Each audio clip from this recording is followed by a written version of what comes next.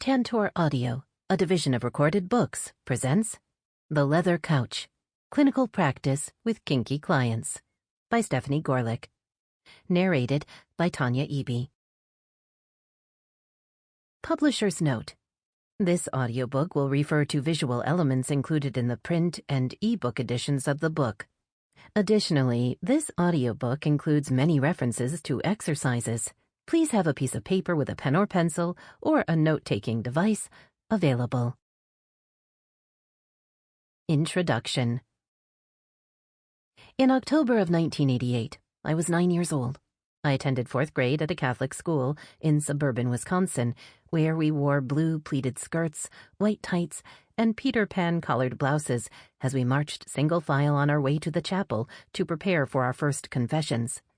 More than once, I was sent to the principal's office for sneaking some of my mother's lime green eyeshadow onto my face before class. And every day at recess, I sat on the playground with my best friend and whispered about the two things I wanted most in this world: the Barbie ice cream parlor playset and a boyfriend who looked just like Ken, who would tie me up and rape me. If you're like most people, you probably winced just now. A girl of 9 should not know what rape is, much less make it a part of her playtime daydreams. If you're like most mental health professionals, your wheels are probably spinning, wondering what early traumatic experiences caused this little girl to crave something as violent as rape. For those who are wondering, I was not molested as a child. I was not exposed to pornography. I was not physically abused. I was raised in an evangelical Christian home by parents who were divorced, but who had both formed relatively stable second marriages. My family was not black and white sitcom-level ideal, but it was not the environment one envisions when one hears an elementary school girl asking to be raped. Years later, this same best friend would comment on our long-ago conversations. "I think," she told me, "that you didn't mean rape.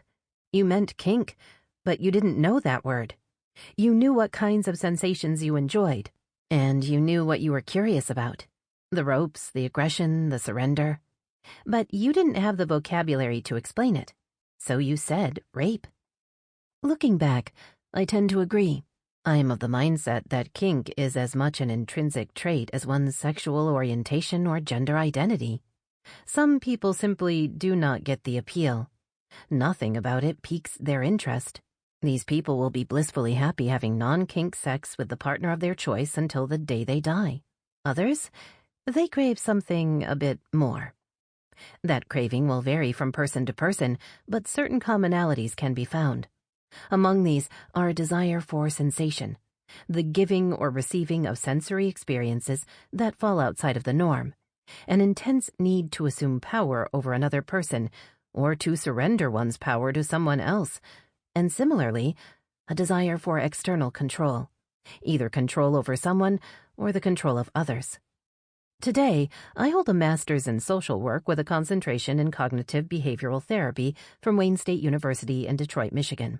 After completing the requirements necessary to become a fully licensed master social worker, I enrolled in University of Michigan's Sexual Health Certificate program and earned my certificate in sex therapy. For the past 15 years, I've worked as a trauma and crisis-informed care specialist. My clients have included survivors of domestic and sexual violence, pediatric sexual assault survivors, commercial sex workers, and victims of human trafficking. In addition to my clinical practice, I speak at conferences, both for the mental health and BDSM communities, on topics of domestic violence, sexual assault, trauma, kink, and consent. I frequently serve as a subject matter expert for academic researchers, educators, and human service professionals. My thoughts on sex, sexuality, and relationships have been in the New Yorker, Cosmopolitan, Teen Vogue, The American Spectator, and many other publications. I hold many professional affiliations and have made it my life's work to advocate for minority populations, particularly sexual minorities. I am an advocate for the edges and a bridge builder between the margins and the mainstream. I am going to speak to you about kink and kink-affirming practice to inform your work and help you better serve your clients. As an author, I'm going to make 4 commitments to you, the listener. By the time you reach the end of this book, I promise that I will give you a greater awareness of alternative sexualities and relationship models, give you general knowledge of kink culture and community, its strengths and some of its challenges, debunk many of the myths and misconceptions that surround the kink community, discuss how to do a risk assessment for kinky clients.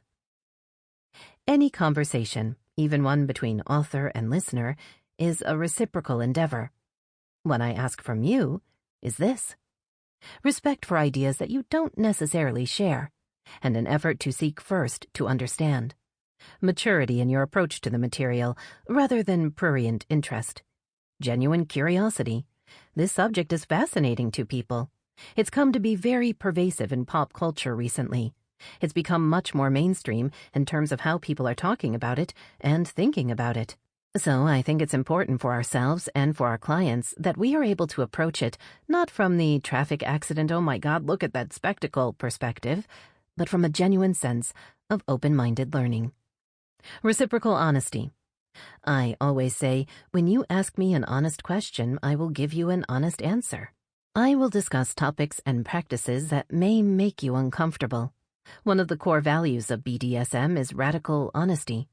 I'd ask that you be honest with yourself about how these disclosures make you feel, the thoughts and emotions, both positive and negative, that arise in you as you listen. Don't yuck their yum. My favorite phrase ever. Just because something doesn't appeal to you doesn't mean it's not a key piece of someone else's sexual identity. It can be their thing, and it can be yucky to you. But don't yuck their yum. My work will, of necessity, be somewhat generalized, and I am certain that individual listeners will be able to identify exceptions, outliers, and inaccuracies in how some of this content applies to them or to specific clients or communities. I ask for your indulgence in these matters and your understanding that I have done my best to represent the glorious spectrum of BDSM practice and play with authenticity, sensitivity, and compassion. All errors are my own.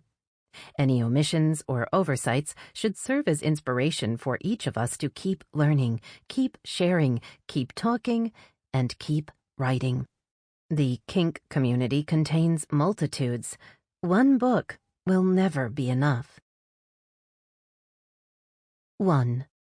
What does kinky look like? When I first began to write this book, I reached out to members of the BDSM community online, using what I thought at the time was a rather witty play on words.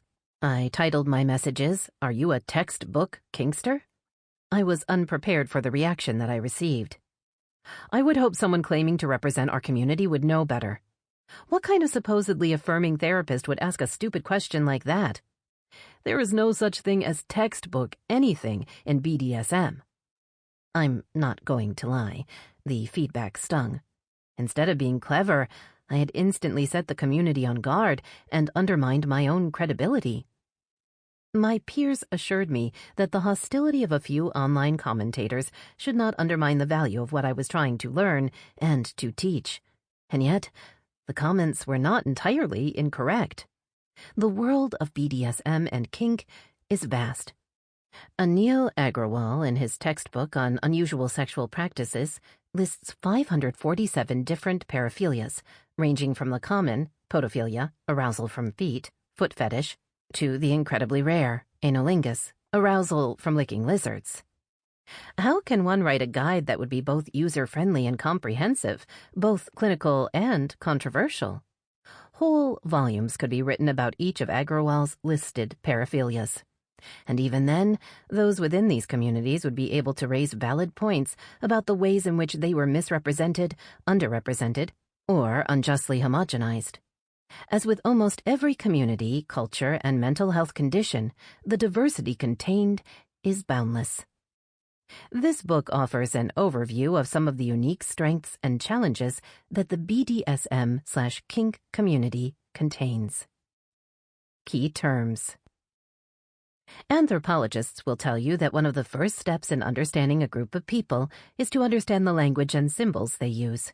In order to understand who our kinky clients are, we must first understand the words they use when they describe their relationships and their experiences. As human service professionals, one of the first things we learn when we get out into the field is that what I say and what you mean are sometimes two totally different things. And since we will be spending the rest of this book discussing a community that 76% of providers will encounter at some point in their careers, it behooves us to make sure that we're speaking the same language as our clients.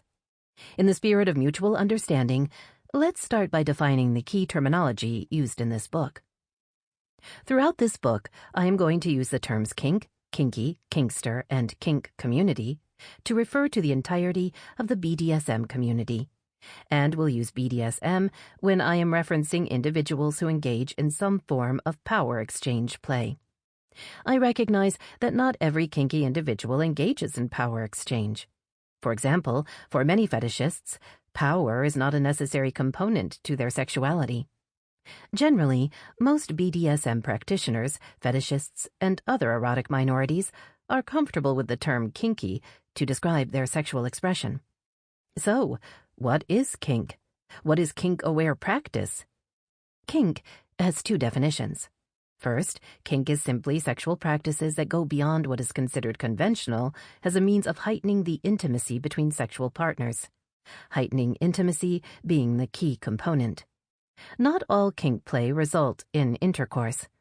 Many people who are not interested in BDSM wonder why others would be or what the appeal is. That focus on heightened intimacy is key to understanding why our clients value kink play. The second definition of kink is a bit more literal. It's a sharp twist or curve in something that is otherwise straight, such as a line or a road. This second definition is often referenced in the debate around whether or not the BDSM community should be considered a part of the greater queer community. At its most literal meaning, kink is inherently not straight. We are also going to talk about fetishism. Fetishism is a form of sexual desire in which gratification is linked to an abnormal degree to an object, item of clothing, or part of the body. We'll also reference scene/play, which is the physical interaction between two or more individuals and may or may not include sexual intercourse. As stated in the introduction, the BDSM/kink community contains multitudes, and various subsets have created their own vernaculars, which include honorifics, behavioral expectations, relationship structures, and more. Each of these are fully formed identities and cultural groups, so for the purpose of simplicity, the terms dominant and submissive will be used as general stand-ins for more specific community titles. I am cognizant that power exchange takes many forms, and we will discuss some of the ways in which the diversity of dominance and submission manifest based on the sexual, relational, and fantastical needs of the parties involved. Generally, dominant will be used as an overarching term for anyone who takes on a role in which they exert authority or control over another person, and submissive will be used as an umbrella for anyone who surrenders authority or control. Because a large focus of this work is on the relationship dynamics that our clients form for themselves, it makes sense to streamline our terminology in such a way. The Gender, Sexuality, and Relationship Diversities, GSRD, Carousel. Many therapists who work with sexual and erotic minorities have had the opportunity to help their clients develop a solid framework for understanding the differences between gender identity, sexual orientation, and relationship structures. Even those who work with more general mental health populations have access to resources such as the delightful Gender Unicorn and the Identity Spectrum 2.0, both of which present an accessible way to start thinking about the full spectrum of our clients' sexuality and gender identity. Luna Rudd has developed a tool called the Attraction Layer Cake, which incorporates relationship style as well as sexuality and gender and creates a grid-based structure that allows folks to define their intersecting identities along these three axes. Unfortunately, there have not been many practical tools developed that include power dynamics and sensory/fetish desires into the picture before now.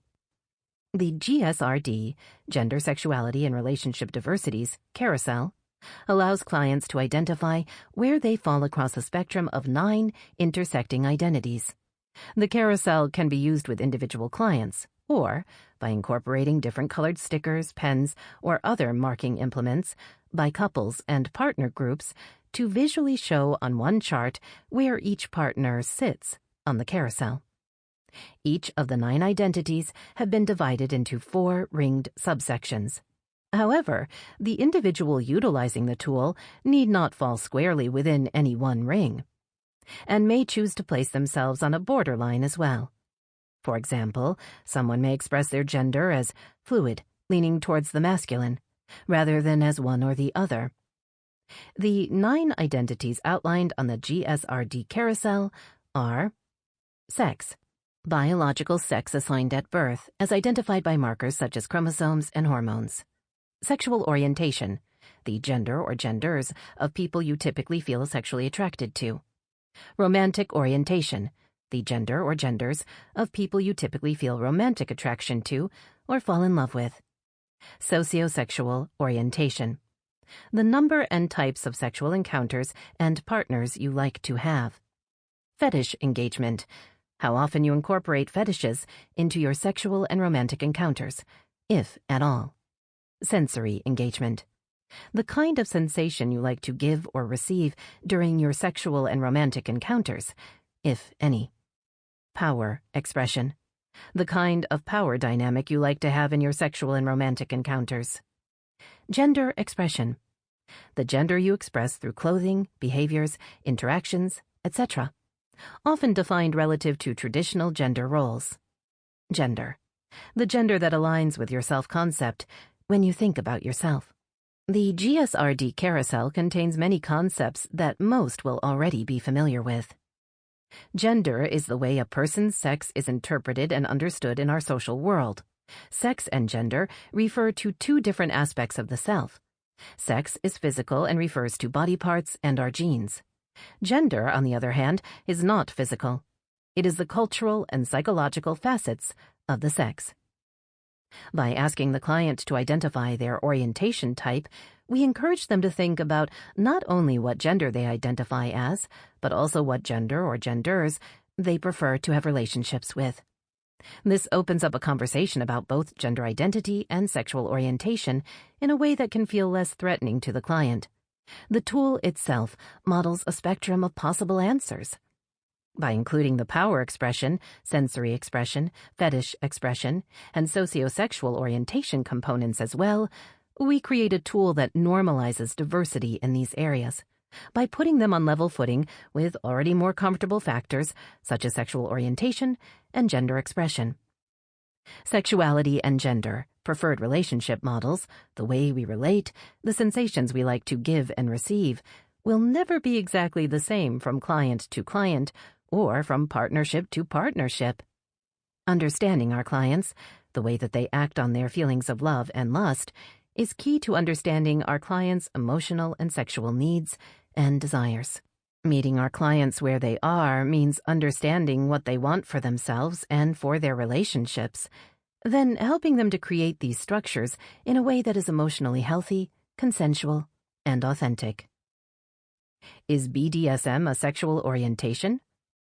According to researcher Richard Sprott, in terms of behavior, approximately 10% of the general population has engaged in kink behaviors at some point in their lifetime.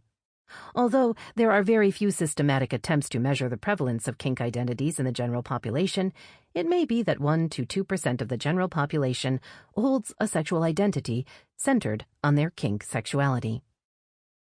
Most of these individuals reported their BDSM interests starting before age 15, and many stated that they had first experienced desires that they would later identify as being related to BDSM before age 10. When we take into consideration the reported early onset of feeling drawn towards kink, we may begin to wonder if BDSM sexuality is not a sexual orientation in and of itself. There is a great deal of debate around this topic. There are voices within the LGBTQI+ community who reject the notion of kink as a sexual orientation. They make the argument that BDSM practice is a spectrum, and that people are capable of stepping in and out of power exchange relationships in a way that other sexual minorities cannot. Research on sexual minority identity formation suggests that the tendency for a sexual minority-identified individual to assert that their identification is an essential biological component of their identity might be an indication of and reaction to stigmatization, in that the assertion of essentialism may be an attempt at validation and social inclusion. Indeed, it is rare to attend any pride event without seeing some people in leather, carrying their black, blue, and white striped flag and marching in solidarity with their fellow sexual and erotic minorities.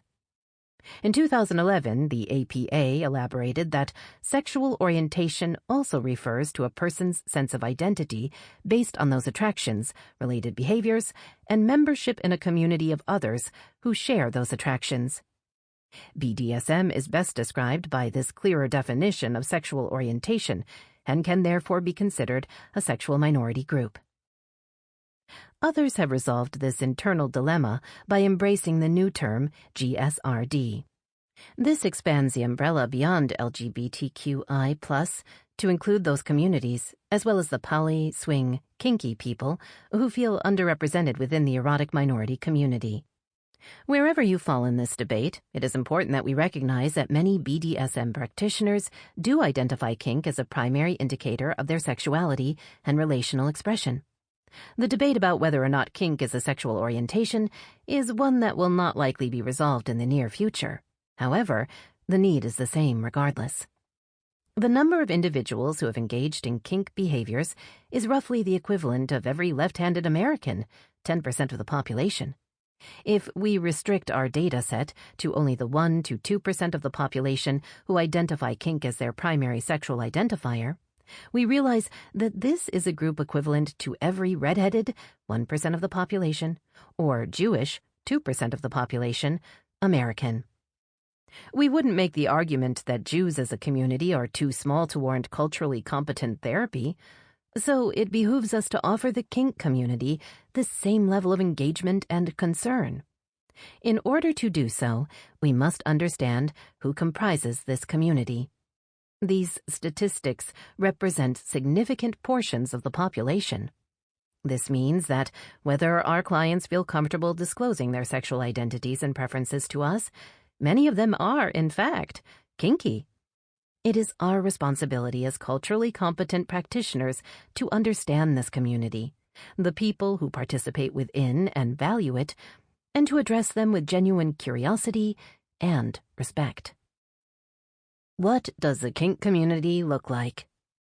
There is a great deal of literature and academic research around the prevalence of various BDSM personas and practice, but one of the questions I wanted to answer was who kinky people were when they had their clothes on. Where did they work? Where did they worship? What did their relationships look like? There is a justifiable degree of suspicion within minority populations of all kinds around those who seek to gather demographic and statistical data. Unfortunately, social scientists have not always used their research in ways that benefit the communities they study. The kink community is one that faces a great deal of stigma and oppression, including loss of jobs or even custody of their children, which can make this information even harder to gather.